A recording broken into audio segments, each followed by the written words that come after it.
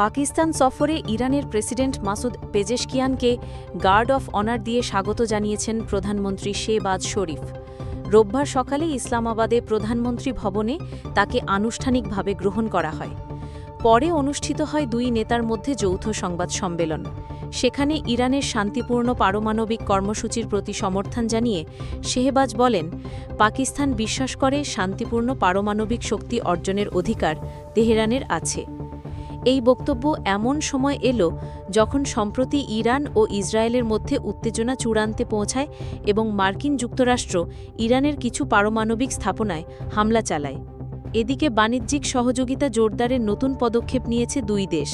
বাণিজ্য মন্ত্রণালয় জানিয়েছে, ইরান ও পাকিস্তান বার্ষিক বাণিজ্য $8 বিলিয়ন উন্নীত করার লক্ষ্যে একমত হয়েছে, যা দুই দেশের কৌশলগত অর্থনৈতিক অংশীদারিত্বকে আরও শক্তিশালী করবে। পেজেশকিয়ান বর্তমানে পাকিস্তানে দুদিনের সফরে রয়েছেন। সফরে রাজনৈতিক, পারমাণবিক এবং অর্থনৈতিক বিষয় নিয়ে বিস্তৃত আলোচনা হচ্ছে বলে জানিয়েছে ইসলামাবাদ। দুই প্রতিবেশী দেশের এই ঘনিষ্ঠ কূটনৈতিক মেলবন্ধন দক্ষিণ এশিয়ায় নতুন রাজনৈতিক সমীকরণ তৈরি করবে বলেই মনে করছেন বিশ্লেষকরা।